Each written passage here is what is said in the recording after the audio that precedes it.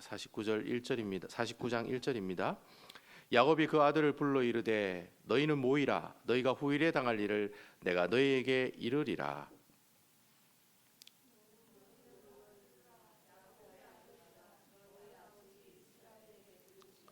르우벤아, 너는 내 장자요 내 능력이요 내 기력의 시작이라. 위풍이 월등하고 권능이 탁월하다마는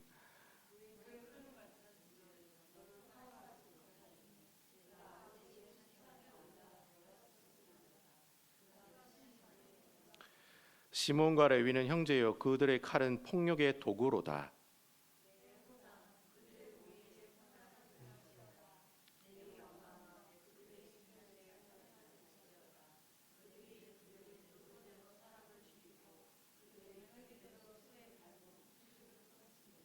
그 노염이 혹독하니 저주를 받을 것이요 분기가 맹렬하니 저주를 받을 것이라. 내가 그들을 야곱 중에서 나누며 이스라엘 중에서 흩으리로다.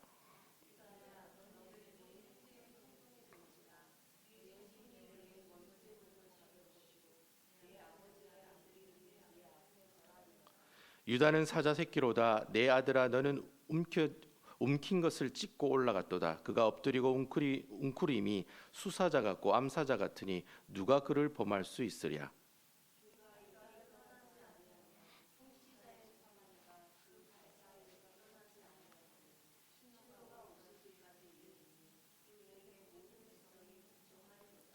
그의 나귀를 포도나무에 매며 그의 암나귀 새끼를 아름다운 포도나무에 맬 것이며 또 그 옷을 포도주에 빨며 그의 복장을 포도즙에 빨리로다. 함께 하겠습니다. 그의 눈은 포도주로 인하여 붉겠고 그의 이는 우유로 말미암아 희로다. 아멘.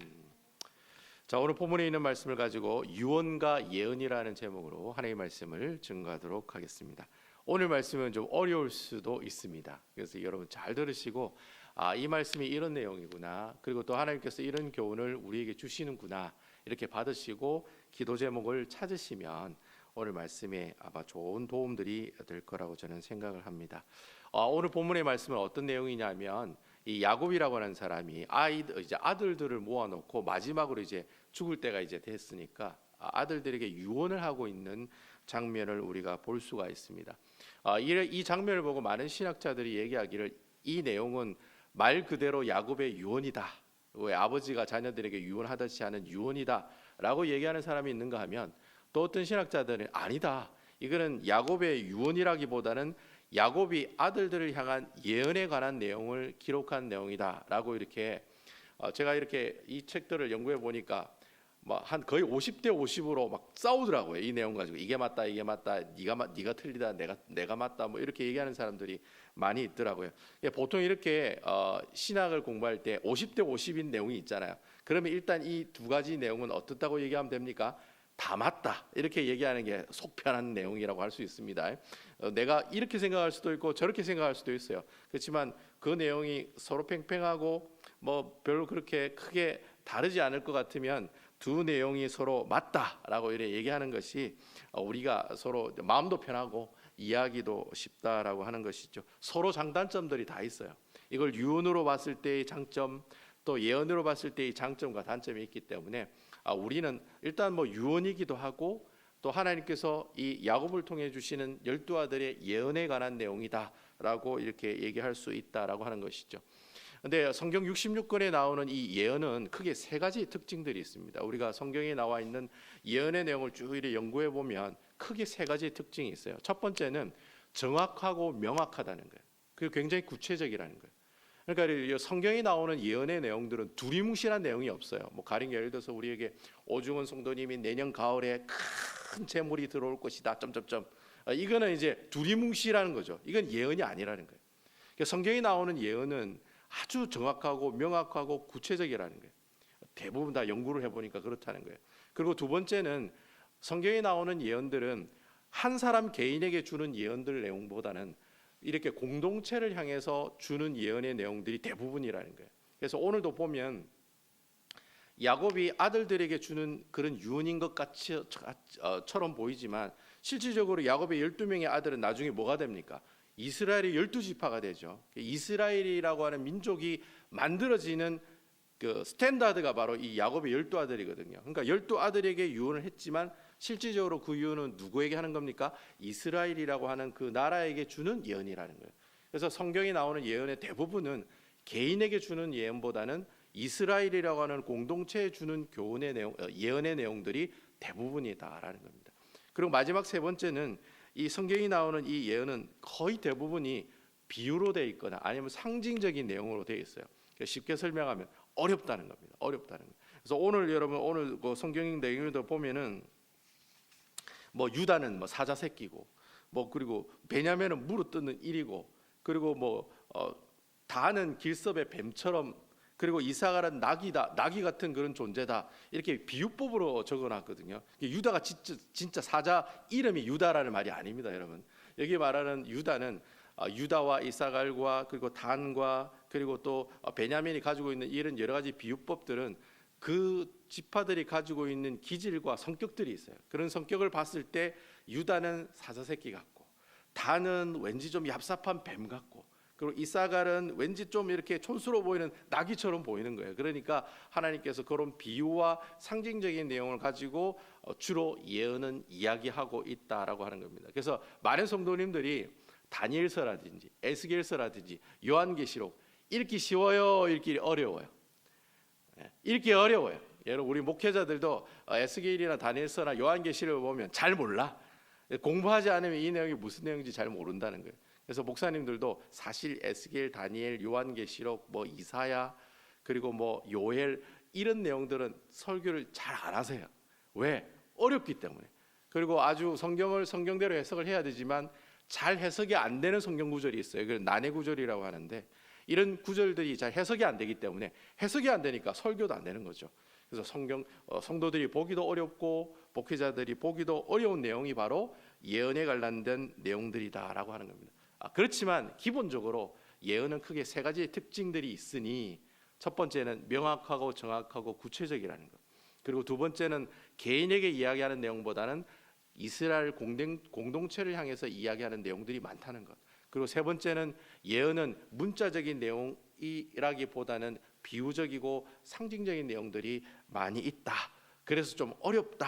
뭐 이 정도로 여러분들이 알고 계시고 오늘 말씀을 보시면 여러분들이 아마 오늘 말씀을 이해하는데 굉장히 도움이 많이 되겠다라는 생각이 듭니다. 오늘 본문에 나오는 이 야곱의 유언은 총 12명의 아들들에게 일일이 다 유언을 하고 있는 내용이 나와요. 그런데 오늘 본문은 제가 오늘 읽었던 말씀은 세 아들만 보기를 원해요. 12아들 다 보면 좋겠는데 세 아들, 즉 첫째인 르우벤, 둘째인 시므온, 셋째인 레위라고 하는 이 세 사람의 모습들을 살펴보면서 과연 이 세 자녀를 통해서 주시는 하나님의 그 유언의 내용을 통해 우리에게 주신 영적인 교훈이 무엇인지를 여러분들과 함께 살펴보는 시간을 갖도록 하겠습니다. 보통 목사님들이 유다 지파의 유언만 가지고 설교하는 분들이 많거든요. 근데 유다 지파를 통해 누가 오십니까? 바로 예수님이 오시기 때문에 유다 지파를 가지고 이야기하시는 분들이 많은데 오늘은 좀 특별하게 루벤과 시므온과 레위 지파에 가는 이 세 사람을 통해서 하나님께서 우리에게 주시는 영적인 교훈이 뭔지를 한번 여러분들이 같이 한번 살펴보도록 하겠습니다. 우리 다 같이 1절과 2절에 있는 말씀 같이 한번 여러분과 함께 읽어보도록 하겠습니다. 성경에 있는 내용을 가지고 읽으셔도 돼요. 1절과 2절 말씀입니다. 시작. 야곱이 그 아들들을 불러 이르되 너희는 모이라. 너희가 후일에 당할 일을 내가 너희에게 이르리라. 2절. 너희는 모여 들어라. 야곱의 아들들아 너희 아버지 이스라엘에게 들을지어다. 여러분 오늘 이 1절과 2절 말씀에 제일 중요한 단어가 후일에 당할 일이라는 단어입니다. 후일에 당할 일. 여러분 후일에 당할 일 이 구절 때문에 야곱이 지금 아들들에게 유언을 하고 있지만 이 구절 가지고 사람들이 뭐라고 얘기하냐면 이건 유언이 아니라 예언이다라고 이야기를 하고 있다라는 거죠. 근데 이 구절이 왜 중요하냐면 이 구절이 후일에 당할 일이라고 하는 이 구절에 아주 담겨져 있는 인클루딩 되어 있는 아주 깊은 뜻이 있어요. 그 뜻이 뭐냐면 야곱이 말하는 예언들은 그 예언하는 시점부터 그 예언이 이루어지는 그 사이에 시간적이고 공간적인 여유가 있다는 거예요. 그러니까 후일에 당할 일이란 말은 야곱이 이러한 얘기를 하면 바로 다음 날에 막 이런 일들이 막 일어나고 바로 이런 일들이 일어나는 그런 모습들이 아니라는 거예요. 일단 야곱이 이렇게 얘기를 하고 난 다음에는 어느 정도 시간이 지나야지만이 그 일이 이루어진다는 거예요. 그게 1년이 될 수도 있고 아니면 10년이 될 수도 있고 아니면 100년이 될 수도 있고 아니면 1000년이 될 수도 있다. 그 중요한 것은 하나님께서 야곱을 통해 예언한 그 내용은 분명히 어떻게 해요? 시간적으로 어떻게 해요? 공간적으로 여유적인 공간이 있다라는 거예요. 이게 굉장히 중요한 거예요. 오늘 말씀을 여러분들에게 증거할 때 이게 굉장히 중요하다는 거예요. 지금 아들들에게 예언을 하고 있지만 그 예언은 당장 이루어지는 건 아니다.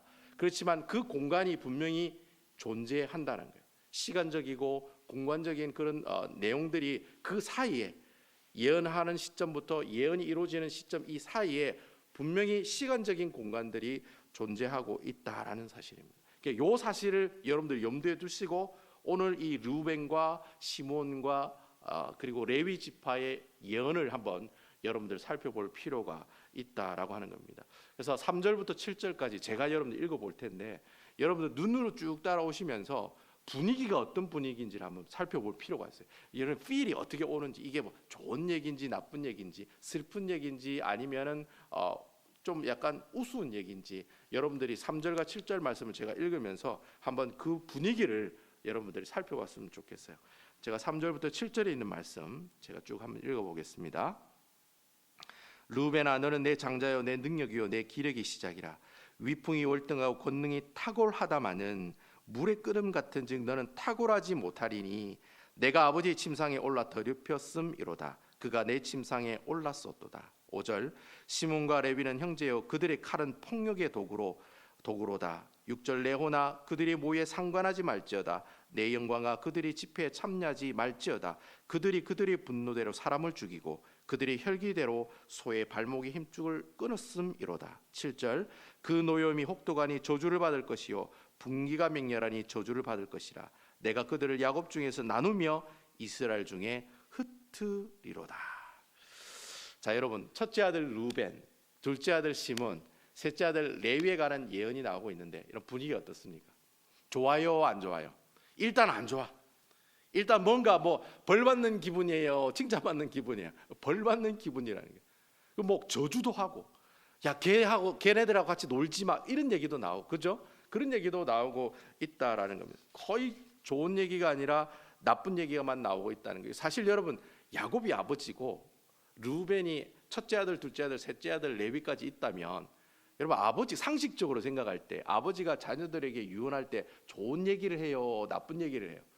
좋은 얘기를 하는 게 상식적이라는 거예요. 야 아들아 네가 이렇게 살면 하나님께서 복 주시고, 야 내가 샬롯 저 뒷동네 가면은 왁수 쪽에 가면 땅이 몇만 평이 있는데 그거 다 나눠 가지고 첫째는 얼마나 받고 둘째는 얼마나 받고 이런 좋은 얘기만 하잖아요.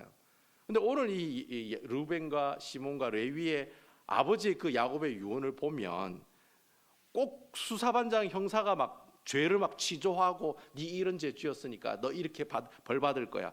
그런 이야기들이 오늘 이 성경을 통해서 우리에게 이야기하고 있다는 거예요. 그래서 르우벤은 이전에 아버지 첩이 있었어요. 비라라고 하는 첩이 있었는데 그 비라라는 첩과 관계를 가지게 되는 그 근친상간을 하는 죄를 짓게 되는 거예요. 그래서 이 르우벤이 이 죄를 짓고 난 다음에 르우벤이 첫째 아들이거든요. 원래 이스라엘 백성들은 첫째 아들한테 아주 많은 축복권이 떨어져요. 뭐 이스라엘 백성도 한국처럼 장자한테 모든 고난을 많이 주고 재산도 2배로 주는 그런 전통적인 그런 모습들이 있어요. 그래서 르우벤이 그 장자권을 가지고 있었는데 바로 이 근친상간한 이 죄 때문에 르우벤이 그 장자권을 잃어버립니다. 그 뺏겨가지고 나중에 누구에게 돌아갑니까? 에브라임이라고 하는 요셉의 그 아들에게 돌아가게 됩니다. 그래서 나중에 이스라엘의 장자권은 이 에브라임 지파가 가지게 돼요. 원래는 르우벤이 가져야 되는데 그 르우벤이 못 가지면 또 누가 가져야 돼요? 둘째 아들 시몬한테 내려가야 되는데, 근데 오늘 성경에 보면 시몬 둘째, 셋째 레위도 죄를 지었네요. 무슨 죄를 지었습니까? 여러분 잘 아시잖아요. 이 야곱이 그 라반의 삼촌 집에서 가나안 땅에 들어왔어. 그럼 하나님께서 어디로 가라 했어요? 베델로 가라고 그랬잖아요. 베델에서 하나님 만났으니까 그걸로 가야 되는데 이 야곱이 나는 세겜 땅이 좋사오니 하고 그 세겜 땅에 눌러버리고 앉아버리는 거예요. 그러니까 하나님께서 어떻게 해요? 그 세겜 땅에 있는 그 세겜 땅에 살고 있는 그 야곱의 그 딸 중에 디나라고 하는 유일한 딸이 한 명이 있었는데 그 디나가 그만 그 세베겐 사람의 추장의 아들한테 그냥 몹쓸 짓을 당하게 되는 거예요.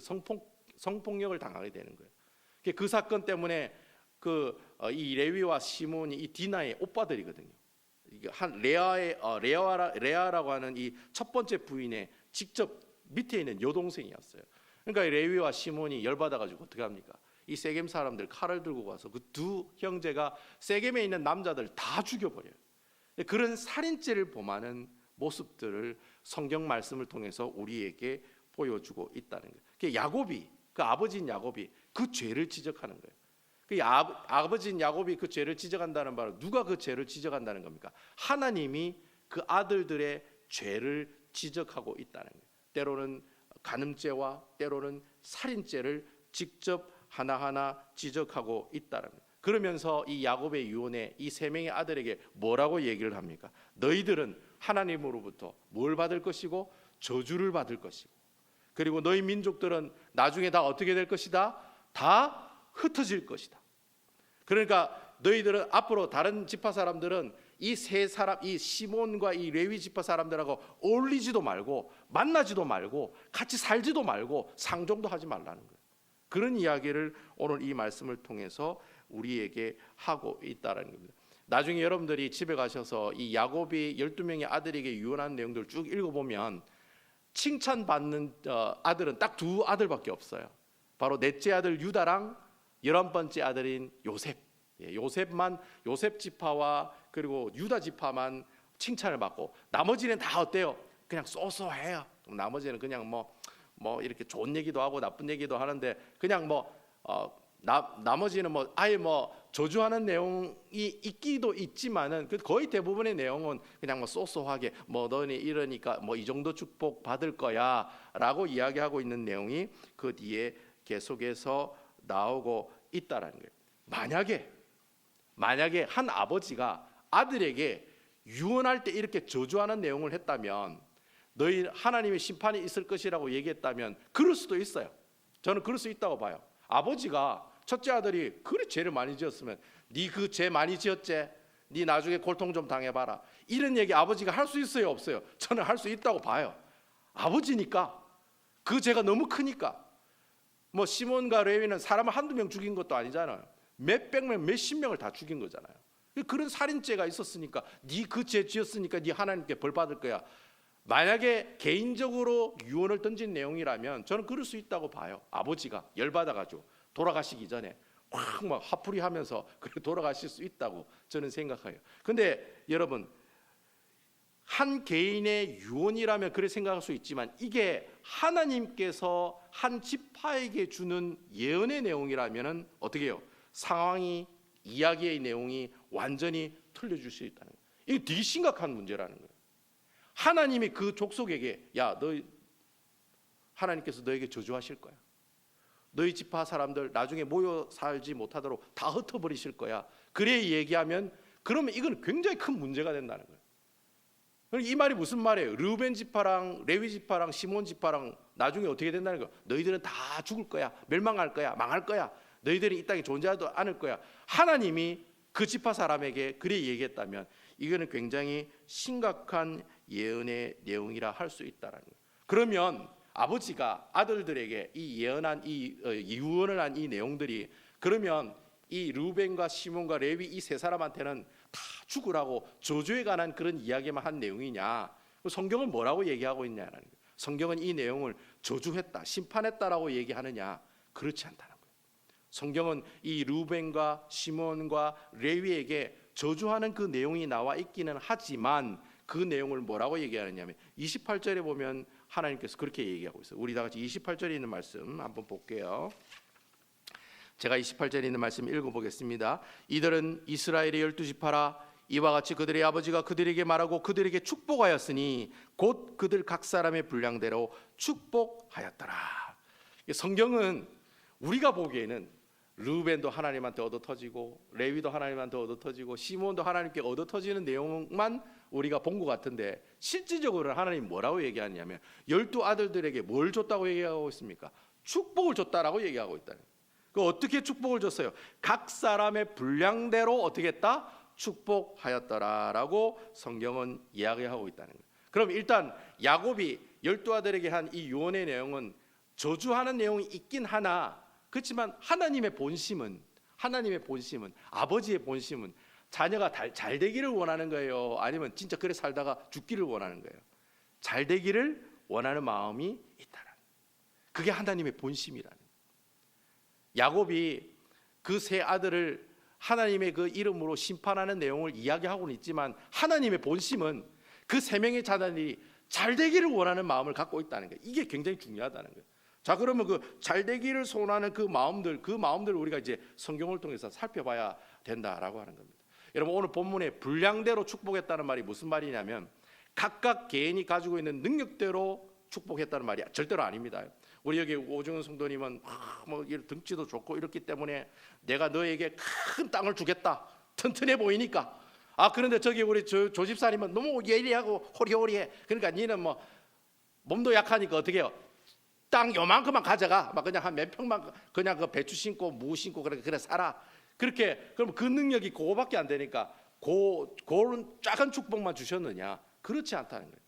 이게 분량대로 축복했다는 말은 그 사람이 가지고 있는 능력대로 축복했다는 말이 아니에요. 이 분량대로 축복했다는 말은 하나님의 온전한 계획하심과 하나님의 온전한 인도하심을 가지고 축복하셨다는 거예요. 그러니까 여기에 개인의 능력, 지혜, 명철, 스펙 아무 상관도 없는 거예요. 그냥 하나님이 어떻게 해요? 르우벤에게 주시는 축복, 그냥 하나님이 레위에게 주시는 축복, 그냥 하나님이 시므온에게 주시는 축복, 그 축복을 성경은 뭐라고 얘기하느냐면 분량대로 축복했다라고 성경은 이야기하고 있다라는 거예요. 일단 뭐 어쨌든 하나님께서 주시는 이 야곱의 열두 아들에 대한 그 유언의 내용, 예언의 내용은 결론이 뭐다? 일단 그들에게 뭘 하고 있다? 축복의 말씀을 던지고 있다라고 하는 겁니다. 그럼 과연 이 르우벤과 금방 말씀드린 이 시몬과 이 레위가 우리가 내용으로 보기에는 저주와 심판에 관한 얘기만 있는데 과연 이 내용이 왜 축복에 관한 내용이냐? 그 내용이 여러분 여호수아 19장 말씀에 보면 잘 알 수 있다라는 거예요. 여러분 여호수아가 나중에 보면은 여호수아라는 책이 나오거든요. 그 여호수아 19장에 보면 여호수아가 가나안 땅을 다 정복하고 난 다음에 땅을 분배해 줘요. 이제 이스라엘 백성들이 요단강을 건너서 가나안 땅에 가서 막 전쟁을 한 7년 정도 전쟁을 해요. 그래가 가나안 땅을 거의 다 정복을 다 해요. 그리고 난 다음에 이제 모세의 후계자인 여호수아가 12지파를 모아놓고 땅을 나눠주는 그런 얘기가 여호수아 19장에 보면 나와요. 제가 여러분 그 지도를 하나 준비를 했어요. 지도 여러분 딱 저래 동그란 전체가 가나안 땅이거든요. 그 가나안 땅에 보니까 파란색으로 된 유다가 많이 받았네요, 땅을. 그리고 시므온 지파는 그 유다 지파 안에 이렇게 포함이 돼 있네요. 그리고 여러분 뭐 우리가 보고 있는 르우벤 지파는 저쪽 노란색으로 돼 있는데 여러분 그 오른쪽이 요단강 동편 땅이거든요. 요단강 동편 땅에 르우벤 지파가 있네요. 그죠? 그리고 레위 지파는 땅이 있습니까? 없습니까? 그 눈 씻고 찾아봐도 레위라고 하는 그 단어는 없어요. 왜 레위는 아예 처음부터 어떻게 해요? 하나님께서 기업을 주시지 않았어요. 땅을 주시지 않았어요. 레위는 그냥 땅을 주지 않고 그냥 48개의 성읍을 주세요. 그러니까 48개의 도시를 줘요. 그래서 레위 지파 사람들은 온 전국에 어떻게 해요? 흩어져서 살아가라. 하나님께서 야곱의 예언대로 그대로 이루어지는 거예요. 그 레위 지파가 흩어져서 살아라고 얘기했던 것처럼 그 레위 지파는 땅을 가지지 않고 흩어져서 사는 그런 지파가 되었다라는 것. 일단 이렇게 12명의 아들들이 레위 지파만 빼고 11명의 아들들이 다 가나안 땅을 받아요, 안 받아요? 일단 다 받았다는 거예요. 이게 이렇게 다 받았기 때문에 이스라엘이 하나님으로부터 저주를 받은 것이 아니라 르우벤이 저주받은 게 아니에요. 땅을 받았잖아요. 그리고 시므온이 땅을 받았잖아요. 그 레위만 땅을 못 받았지 르우벤과 시므온은 이렇게 나중에 정복 전쟁이 끝나고 난 다음에 하나님께서 그 땅들을 허락해 주셨다. 결국 어떻게 해요? 12아들들이 레위 지파만 빼고 나머지 모든 지파들에게는 하나님께서 땅을 주시는 축복들을 허락해 주셨다라는, 이게 바로 이제 분량대로 하나님이 축복하셨다라는 증거가 되는 내용들이다라는. 자, 그 가지고 하나님의 계획하심과 하나님의 뜻대로 이렇게 땅을 나누어 줬다라는 겁니다.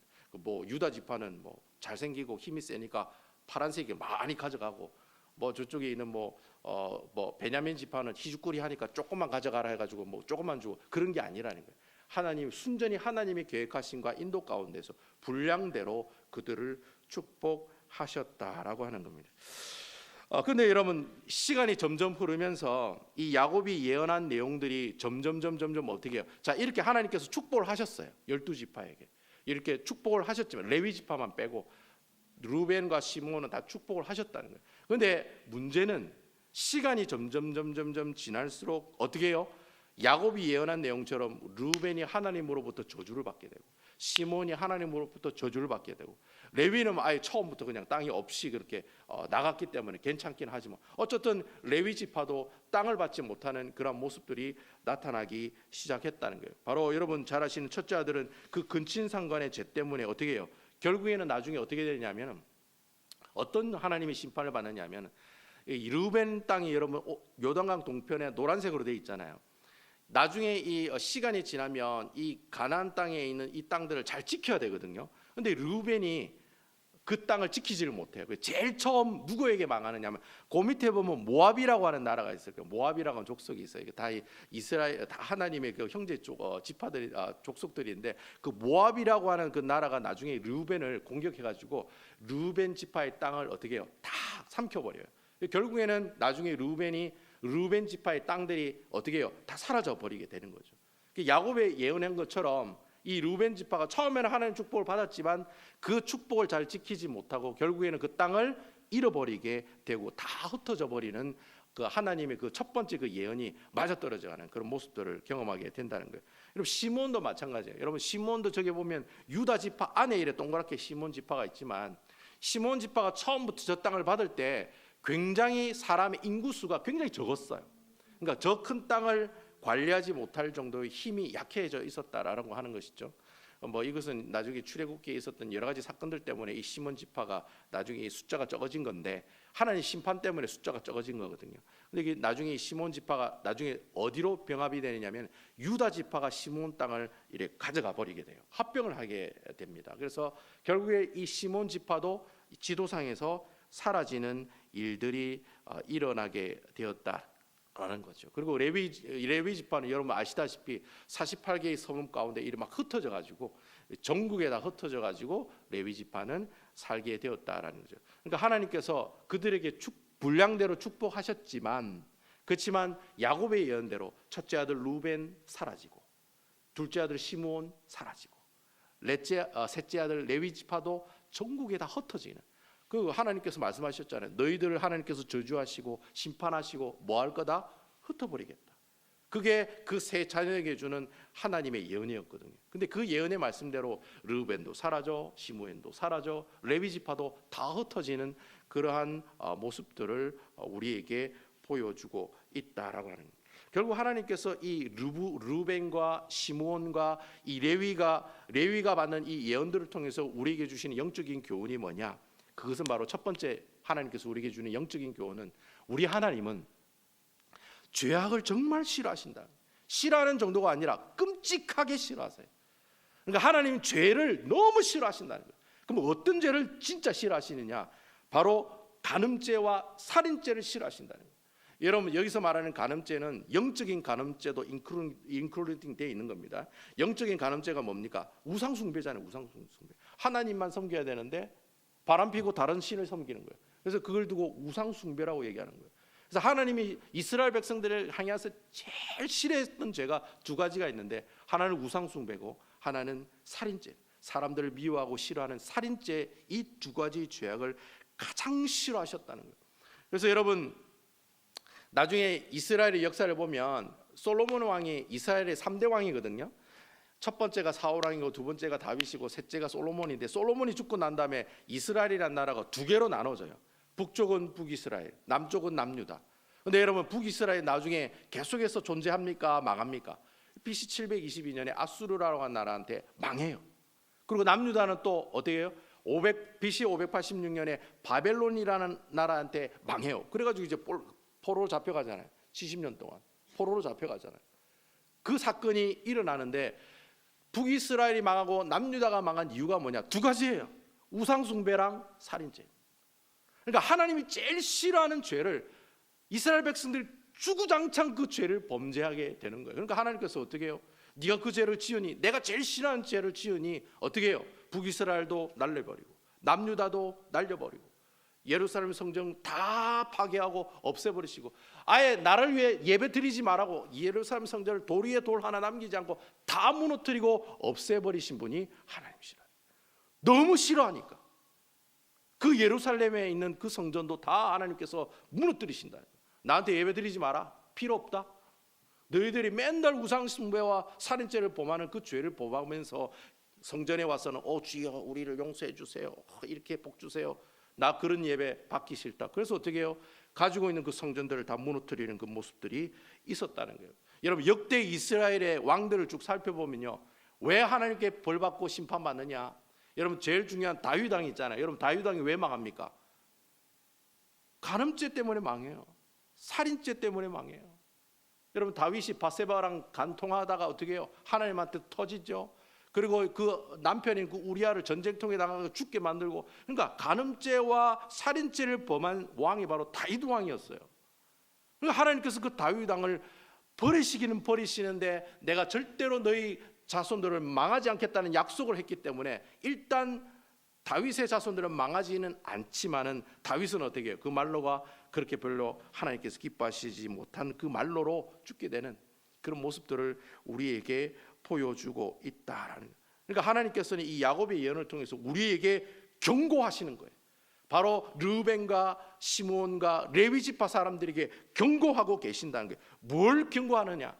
내가 가장 싫어하는 것이 바로 우상 숭배와 살인죄니 너희들은 다시는, 이 르우벤, 시므온, 레위 지파 너희들은 다시는 어떻게 해요? 그 죄를 범하지 말라는 거예요. 그 내용을 이 르우벤과 시몬과 레위 지파 이 세 사람에게 주는 예언의 말씀을 통해서 우리에게 던져주시는 하나님의 첫 번째 영적인 교훈 하나라는 거예요. 그러면 이 르우벤과 시몬과 레위는 진짜 그렇게 하나님께 심판만 받다가 그냥 그 인생 그냥 종치는 그런 지파가 되었느냐? 여러분, 그렇지 않다는 거예요. 여러분, 여기서 반전의 역사가 하나 나타난다는 거예요. 반전의 역사가. 여러분, 오늘 본문에 보면은 야곱이 처음에 예언한 대로 르우벤과 시몬과 레위 지파는 온 세상이 흩어지는 그런 모습들을 경험하게 돼요. 근데 여러분, 중요한 것은 이 레위 지파는 처음부터 땅을 못 받았잖아요. 근데 여러분, 처음부터 땅을 받지 못한 이 레위 지파가 점점 하나님이 기뻐하시는 지파로 변화되는 모습을 우리에게 보여주고 계신다라는 거예요. 여러분, 야곱의 예언이 있고 난 다음에 430년이 지나고 난 다음에 이스라엘 백성들이 이제 모세를 통해 이제 출애굽하게 되거든요. 출애굽하면서 일어난 사건 중에 출애굽기 32장에 보면 이제 이스라엘 백성들이 모세와 함께 이제 출애굽을 해요. 자, 이 이야기는 야곱의 예언이 있고 난 다음에 430년이 지난 다음에 있는 이야기예요. 430년이 지나고 난 그 시간적 공간이 있고 난 다음에 일어난 일이에요. 그 이야기가 출애굽기 32장에 보면 나오는데, 그 출애굽기 32장에 이제 모세가 이스라엘 백성들을 이끌고 시내산에 도착을 해요. 그리고 모세가 시내산 정상에 하나님의 명령에 따라서 시내산 정상에 올라갑니다. 왜 올라갑니까? 십계명 받으려고. 하나님 주신 십계명을 받기 위해서 모세가 산 위에 올라가는 동안에 밑에 있는 이스라엘 백성들이 아무리 모세를 기다려도 모세가 안 내려오는 거예요. 그래서 어떻게 해요? 그 사람들이, 야, 우리가 신을 만들자. 그래서 아론, 그 모세의 그 형인 아론을 꼬드겨 가지고 출애굽한 신이 바로 이 신이다라면서 만드는 우상이 뭡니까? 바로 황금 송아지상이 거기 나오는 거예요. 그 황금 송아지를 만들어 놓고 어떻게 해요?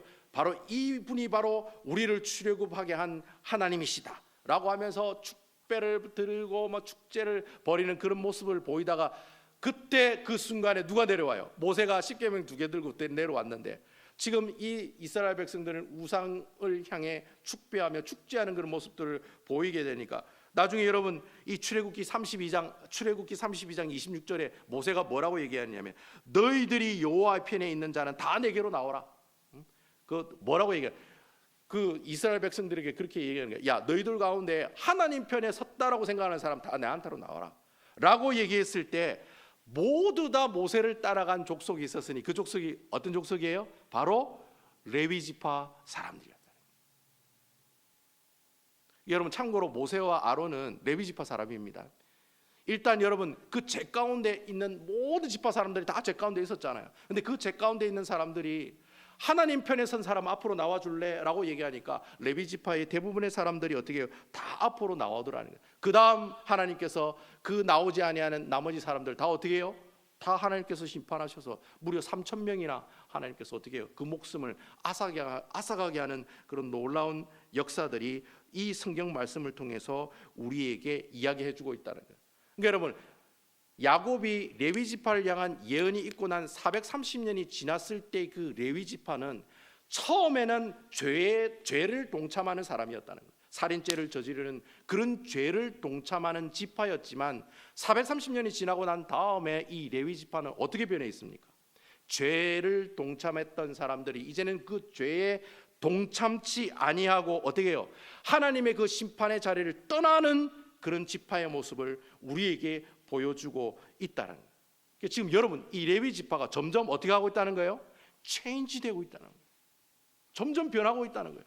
처음에는 레위가 살인죄에 동참하고 있는 사람이었다가 430년이 지나고 난 다음에 레위 지파의 모습은 그 죄에 동참치 아니하고 하나님의 심판 자리에 참여하지 아니하고 어느 편에 서는 거예요? 하나님 편에 서는 그 아름다운 모습들을 오늘 이 말씀을 통해서 우리에게 주시고 계신다는 거예요. 여러분 민수기 25장에 보면 또 이 레위 지파에 관한 또 아름다운 이야기가 또 나오고 있어요. 여러분 민수기 25장에는 무슨 얘기가 나오냐면 이스라엘 백성들이 계속해서 이제 출애굽하면서 40년 동안 광야 생활을 하거든요. 그 40년 동안 광야 생활을 하고 있을 때 이제 거의 요단강 근처에 시딤이라는 곳에 이스라엘 백성들이 도착했어요. 근데 그 이스라엘 백성들이 시딤이라는 곳에 도착했는데 시몬 지파 사람들 남자들이 그 시딤에 있는 이방인 여자들과 간음을 하는 사건들이 일어나게 됐다는 거예요. 근데 여러분 그 간음을 하고 있는 그 사건이 일어나고 나니까 하나님이 제일 싫어하는 거잖아요. 그게 하나님이 제일 싫어하니까 하나님께서 심판을 내리시는 거예요. 이스라엘 백성 진영에 연병을 일으키게 해서 질병을 일으키게 해서 무려 24,000명이라는 사람이 계속 죽어나가는 거예요. 왜? 그 시몬 지파 남자들이 모압 여자랑 간음하는 그 모습들을 계속 행하고 있기 때문에 하나님께서 그런 벌을 내리시는데도 불구하고 어느 한 시몬 지파 사람이 그날도 모압 여인을 손을 잡고 천막 안으로 들어가는 거, 텐트 안으로 들어가는 장면을 목격이 되는 거예요. 그 장면을 누가 봤느냐? 바로 레위 지파의 비느하스라고 하는 사람이 그 모습을 봤어요. 그러니까 이 비느하스가 의로운 분노를 일으키는 거예요.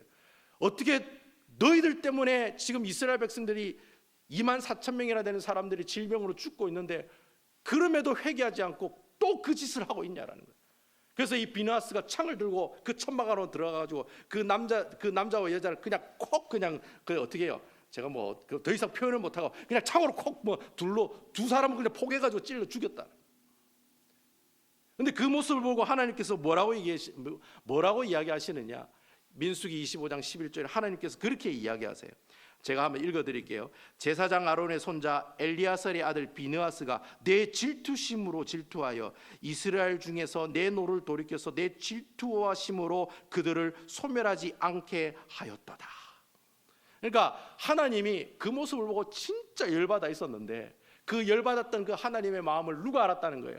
바로 엘리아살의 아들 레위 사람인 비느하스가 그 하나님의 본심을 알고 창을 들고 그 천막에 들어가서 남자와 여자가 그 짓 하고 있는 그 모습에 창을 꽂아서 그 두 사람을 죽이는, 그래서 하나님께서 더 이상 이스라엘 백성들을 연병으로 죽게 하지 않았다라고 하는 이야기가 바로 민수기 25장의 말씀을 통해서 우리에게 보여주고 있다는 거예요. 그러니까 여러분 레위 지파의 한 사람 행동 때문에 누가 살아난 거예요? 이스라엘 백성들이 구원을 받은 거예요. 여러분 레위 지파 사람들이 점점점 어떻게 하고 있는 거예요? 체인지되고 있다는 거예요. 변화되고 있다는 거예요. 처음에는 살인죄를 범하는 그 자리에 있었던 그 사람이 점점 그 죄에서 떠나가고 하나님 편에 서고 하나님의 본심을 알고 하나님이 죄를 싫어한다는 걸 알고 그 죄를 저지른 그 사람을 죽이고 심판하는 그런 일들을 우리에게 보여주는 것처럼 레위 지파 사람들의 모습들이 점점 바뀌어가는 그런 모습들을 우리에게 보여주고 있다. 그러면서 여러분 이 레위 지파에 대한 하나님의 놀라운 축복이 내려지는 장면이 마지막 신명기 33장에 보면 나와요. 여러분, 신명기 33장이 어떤 내용이냐면 모세가 가나안 땅에 들어가기 전에 12지파 그 사람들에게 축복을 하는 장면이 나와요. 근데 여러분, 그 모세가 그 12지파 사람들에게 축복을 하는데 레위 지파 사람들은 축복을 엄청나게 많이 받았을까요? 아니면 조금만 받았을까요? 요만큼 받았을까요? 이따마시하게 받았을까요? 영어로 해야 되나요? 스몰띵하게 받았을까요? 아니면 엄청나게 빅사이즈로 하나님께서 축복하셨을까요? 여러분, 나중에 신명기 33장 한번 읽어보세요. 레위 지파의 축복은 다른 지파 축복보다 2배, 3배나 더 많아요. 그 내용을 제가 한번 여러분 좀 긴 얘기지만 쭉 한번 읽어드릴게요. 신명기 33장 8절에서 11절에 보면 무려 4절을 통해서 하나님께서 이 레위 사람들을 축복하는 장면을 보여주고 있다는 거예요. 제가 읽어보겠습니다. 신명기 33장 8절에서 11절입니다. 주의 둔님과 우림이 주의 경건한 자에게 있도다. 주께서 그를 마사에게 시험하시고 무리바 물가에서 그와 다투셨도다. 그는 그의 부모에게 대하여 이르기를 내가 그들을 보지 못하였다 하며 그의 형제들을 인정하지 아니하며 그의 자녀를 알지 아니하는 것은 주의 말씀을 준행하고 주의 언약을 지킴으로 말미암이로다. 주의 법도를 야곱에게 주의 율법을 이스라엘에게 가르치며 주 앞에 분향하고 온전한 번제를 주의 제단 위에 드리로다. 11절 여호와여 그의 재산을 풍족하게 하시고 그의 손의 일을 받으소서. 그를 대적하여 일어나는 자와 미워하는 자의 허리를 꺾으사 다시 일어나지 못하게 하옵소서. 여러분, 모세가 하나님의 음성을 대언해서 레위를 축복하는데 크게 3가지로 축복하고 있다는 거예요. 첫 번째는 뭐냐? 하나님의 말씀으로 살아가는 경건한 사람들로 만드셨다는 거예요. 야, 너희들이 이제 하나님 말씀대로 순종하는 경건한 사람들이 되었구나. 이게 첫 번째. 그리고 두 번째는 하나님의 율법을 이스라엘 백성들에게 뭐하는 사람들이 되어 가르치는 사람들이 되었어요. 그래서 여러분, 레위 지파 사람들이 뭐예요? 성전에서 하나님께 예배드리고 제사드리고 하나님 율법을 사람들에게 가르쳐주는 일을 하는 사람들이 바로 레위 지파 사람들이 되었다는 거예요. 아멘입니까? 예? 처음에 살인죄 짓고 하나님한테 밑빈 이 레위 지파 사람이 점점 나가다가 결국에는 하나님의 말씀을 가르치는 자리까지 올라갔다는 거예요. 그리고 여러분, 3번째는 완전 클라이막스의 축복이 나오죠. 하나님께서 레위 족속의 재산을 어떻게 하게 해주겠다? 풍족하게 해주겠다.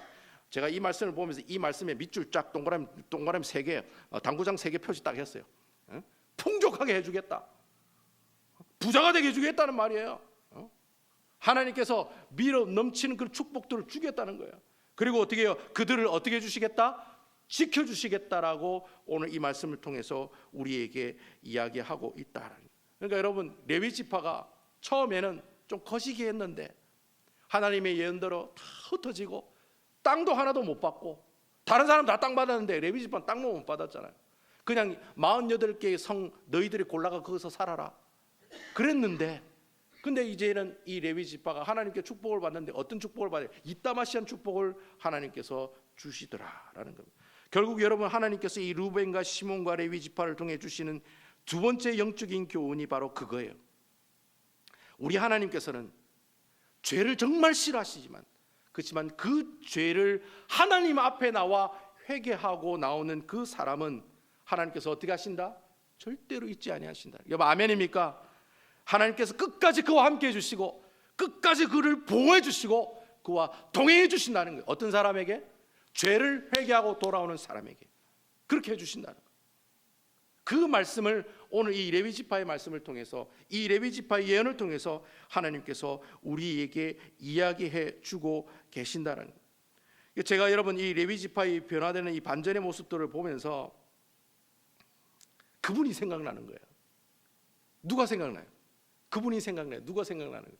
문 목사가 질문하는 모든 질문의 90% 이상은 다 뭐예요? 예수 그리스도. 여러분, 이 모습을 보니까 누가 생각나는 거예요? 예수님이 생각나는 거예요. 왜? 내가 레위 지파 사람처럼 죄를 지은 사람이었는데 누구 때문에? 예수 그리스도의 보혈의 은혜 때문에 내가 어떻게 되었어요? 죄 없는 의로운 사람으로 변화가 되었다는 거예요. 아멘입니까? 그래서 뭘 받아요?